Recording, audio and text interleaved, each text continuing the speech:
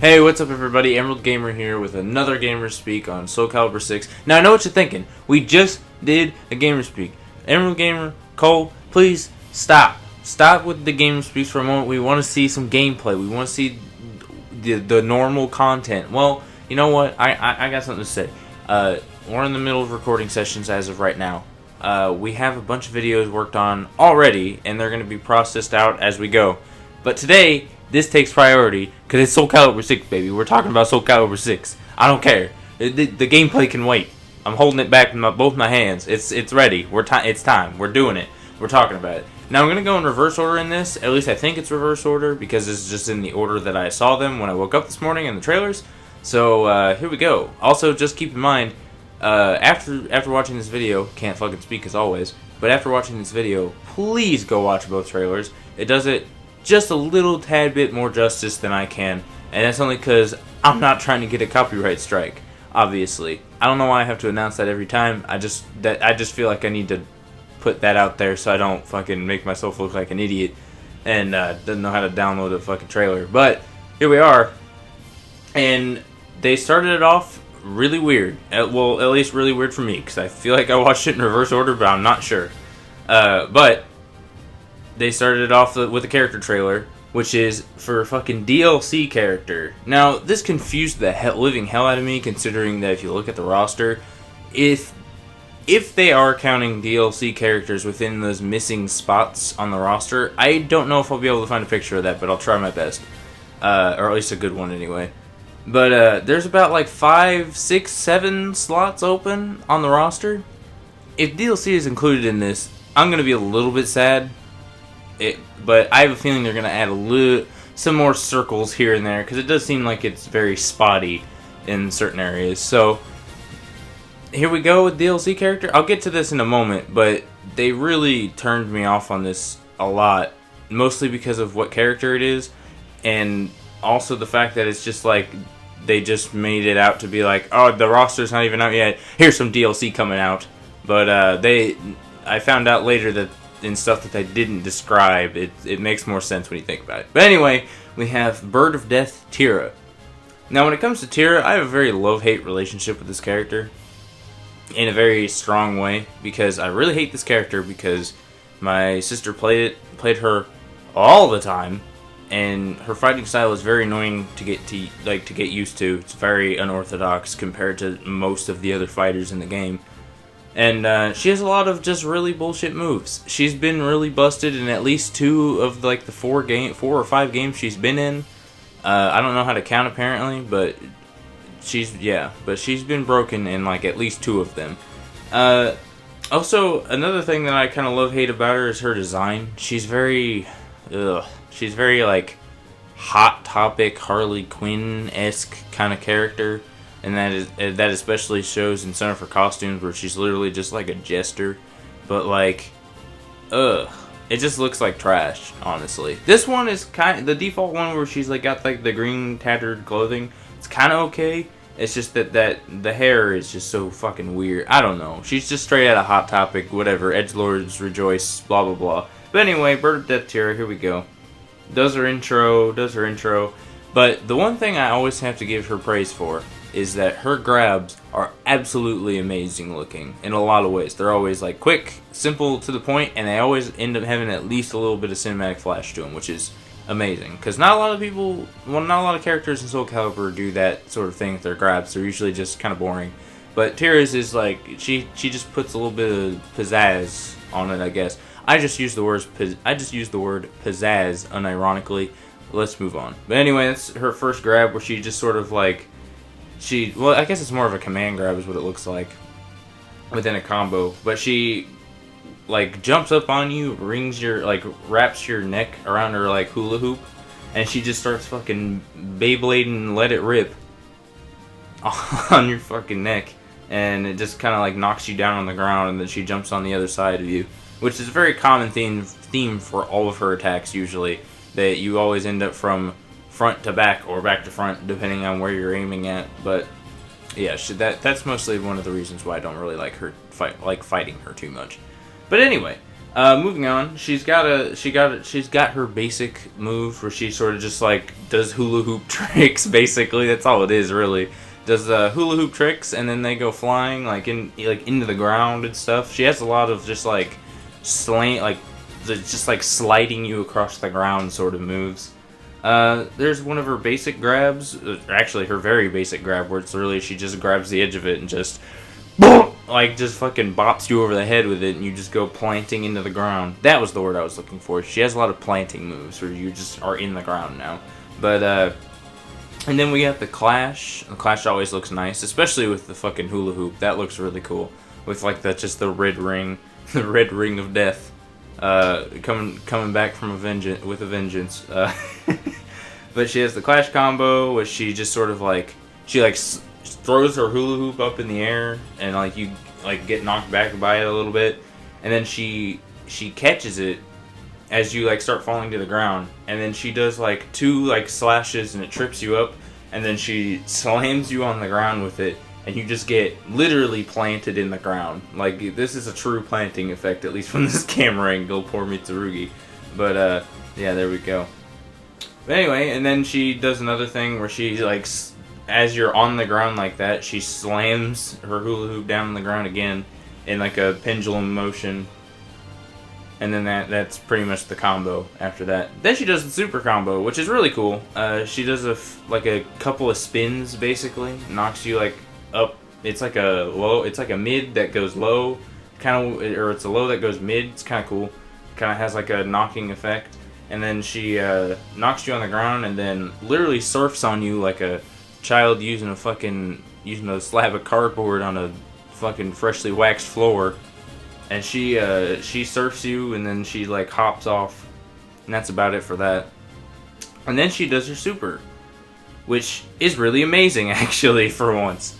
But because I mean, usually when I think of TIRA, her supers aren't, or her super in the last one wasn't super great, or not in the last one, but like her all of her like special moves that she had in like 4 were like really kind of trash. 5, I don't really have an opinion on her because she was just not. I didn't really see much play of her, to be honest. Now there could have been at some point, but whenever I was playing, I just didn't see a lot of TIRA, which was weird because she was kind of good in that game. But whatever, it's just me. But she throws her hula hoop up in the air. That I've said throws her hula hoop up in the air at least 6 or 7 times now.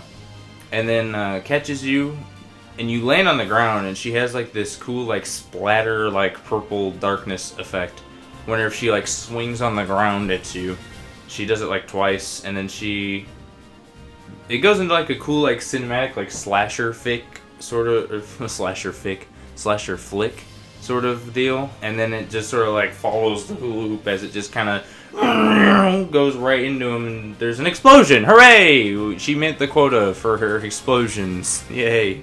I'm happy about this. Now, yeah, her super is really great, guys. It has an explosion in it, and that's what makes it perfect. 10 out of 10 super has an explosion. If you don't have an explosion, you're gonna have a tough time. You're not gonna pass, probably, but if you do, it's probably gonna be like a D minus or like a D plus. Sorry, but you should have had an explosion in there, man. It's Soulcalibur 6. Where you at? But then she does that, and then she has like a nice close-up picture. I really like that close-up with like the darkness effect sort of cindering off. I really like that. And then as you get flown back from the explosion, she jumps up in an acrobatic state, basically like I don't. It's like that sort of deal where you put like yourself in a tire almost, and she just grabs onto the inside of her fucking hula hoop and just plummets down onto your fucking chest. And then there's a bigger explosion than there was that time. Wow, that's a lot of explosions in that one. I'll give her that. And then to boot, she literally just fucking kicks you like a piece of trash on the street. That's how she ends the super, I guess. Now that does make me wonder, if you kill them with the super, does the kick still happen? That's my biggest question, because if so, there's gonna be probably some hilarity to that in some shape or form. But and then she does her outro, and then that's it. Or at least that's what I thought, until I looked at a different trailer that they had posted literally at the same time. That was for story purposes, or at least that's what it said in the thumbnail. And I was like, oh boy, oh yeah, let's do it, let's get into it. Maybe they'll show character creation, and they fucking did, baby. It starts off with like a little bit of the story, I guess, which kind of out of context does not seem that interesting or that clarifying, considering that it just says the ray of light from the evil seed pierced the sky, its glow reaching as far as India. Wow. Relative to fucking where? Like, if you don't know where it starts, how is that impressive? You can't just say as far as India. That could be anywhere.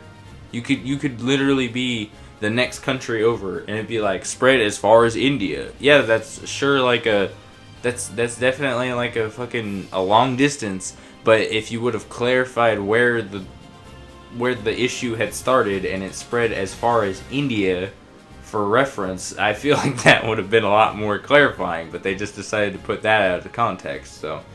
And then it goes to the next thing, and it says, and here we find another person whose fate was intertwined with the two swords.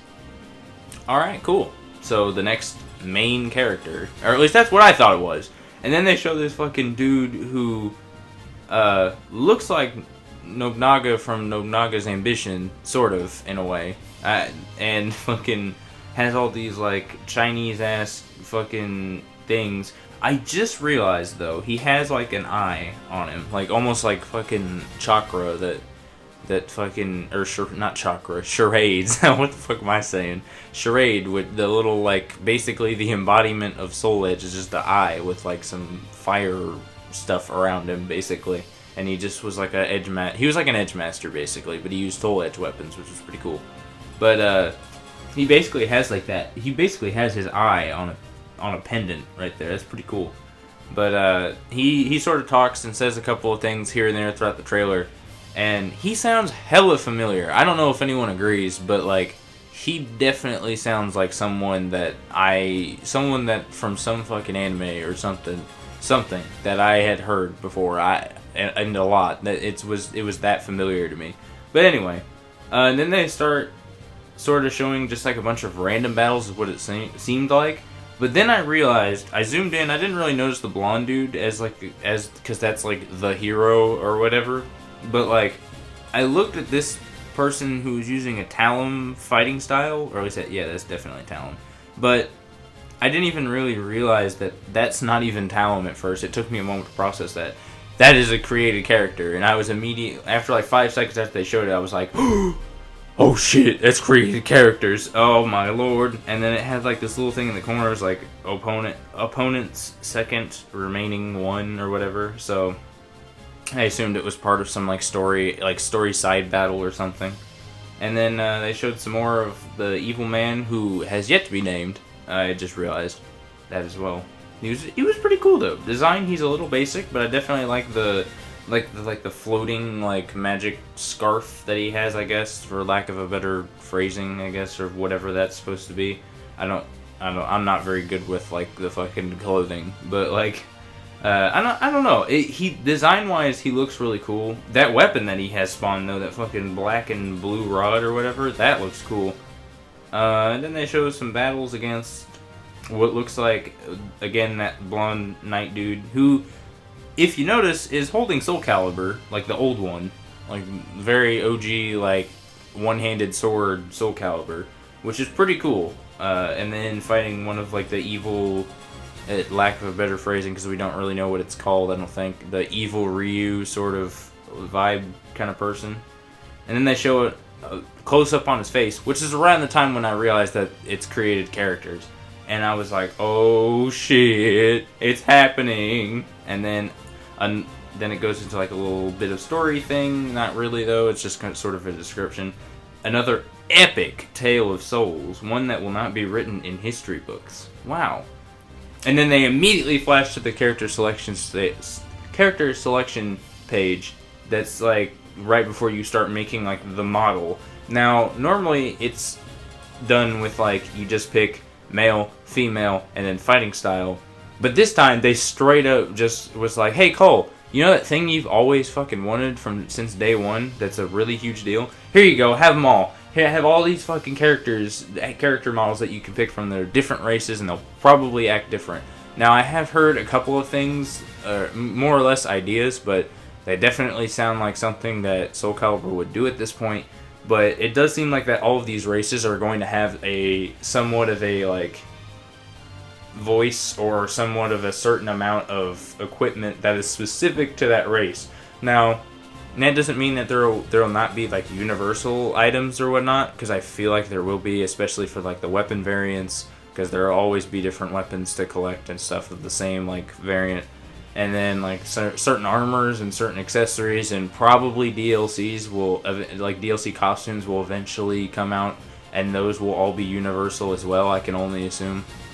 But there will probably be certain things specific to certain races, which is honestly kind of cool, because I don't know. All I'm seeing here is that we have a lizard man race. Now, that kind of concerns me that that's in the game and lizard man is not. But if we can just make a bunch of lizard men, it doesn't really matter in the end. Especially since we're not limited to just an axe, like dual-wielding axes or axe and shield. Like, that's no longer going to be a thing, and I'm fucking thankful for that. Because not that I don't like that fighting style, it's just I've always liked the lizard man race, and it's been really difficult to actually do anything with him. And Aeon, because I mean, let's face it, they're basically the same thing. Just one has wings and breathes fire. But I just feel like it's just gonna be so fucking awesome to have like a Siegfried like fighting style for Lizard Man. I don't know why. I just think it sounds really fucking cool. But anyway, we have all these races, which not all of them are named, but it looks like we have like an elf and a human. And then like a sort of like a anthropomorphic sort of kind of thing, like half animal, half person sort of thing. A goblin it's like a goblin or an orc is what it looks like.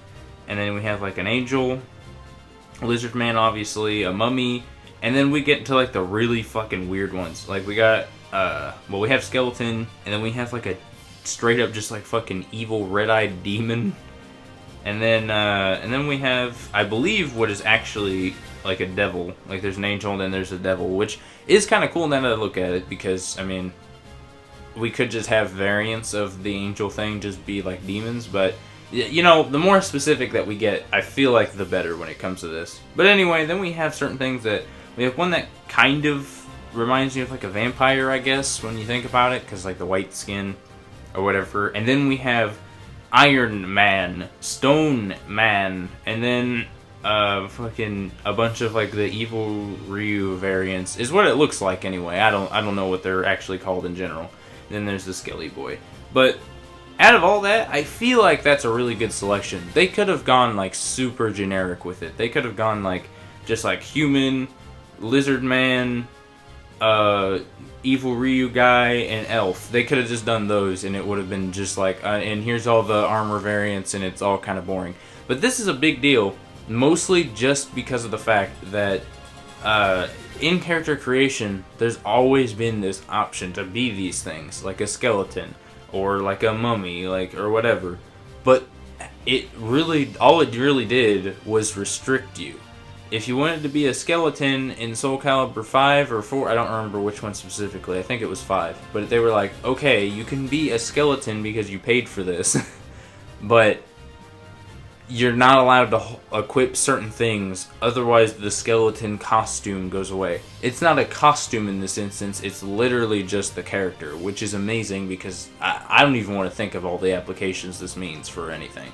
Like, I was just talking to Colton Ruby Gamer about the like the half animal, half person thing, where it was like maybe they'll be able to do like, because it seems like a rabbit person kind of seems weird just to be a rabbit, but I feel like it's going to be like to where that character just represents the certain quote unquote that used to be costumes are now just the body types. So you could have like a rabbit or a cat or a dog or a tiger or a wolf or a deer, all that sort of stuff. And it won't count as a costume, it'll just count as their physical body, so that way you can attach things accordingly that way, and it'll still be there in appearance and not like just disappear. So that way we won't have to choose between one thing or another. So that'll be cool. Hopefully, I would assume. But anyway, they go through all that.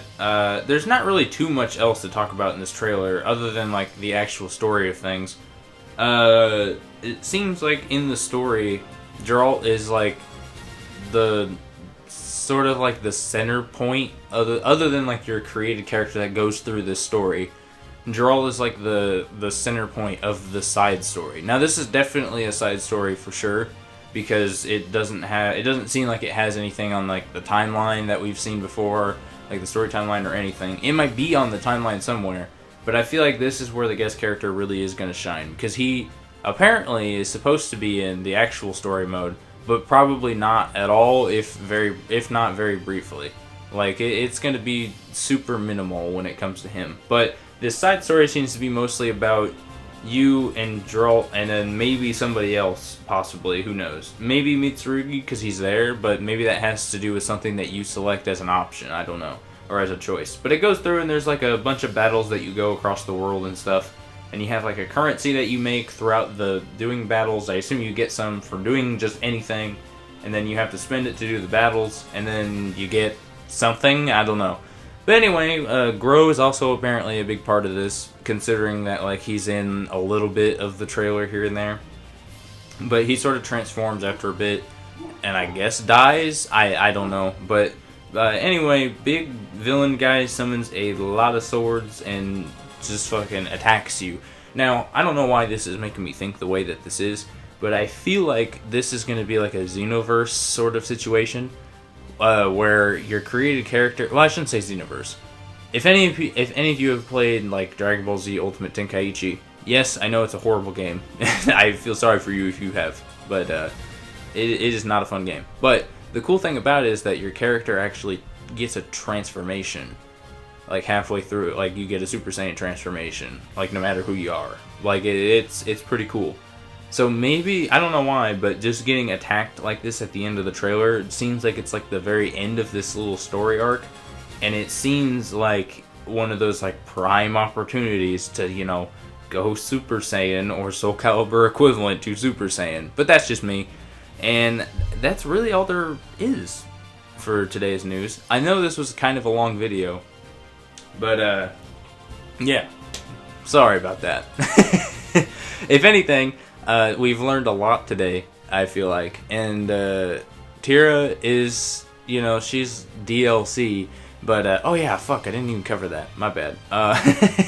What am I doing? But TIRA is going to be not truly DLC, she's going to be a pre-order bonus, which is good and bad, mostly because of the fact that not a lot of people will have her, probably after a while, but if anything, she's probably going to be like Goro from Mortal Kombat 10, where you just sort of, you got him on pre-order, like for free, but you could still buy him if you wanted to. It'll probably be like that, so that kind of lessens the damage, because I was super confused when all of the characters were just not even announced. Like the whole roster, base roster, wasn't even announced yet, and they're already announcing a DLC character, which just really confused me. It's kind of like a really negative thing to do, in my opinion. Like, I don't think that's a super great move to make. But that's just me. But I feel like they mostly did this because most of the people this game appeals to is people who were all like, there's no Soulcaliburs after Soulcalibur 2. All of them suck after that.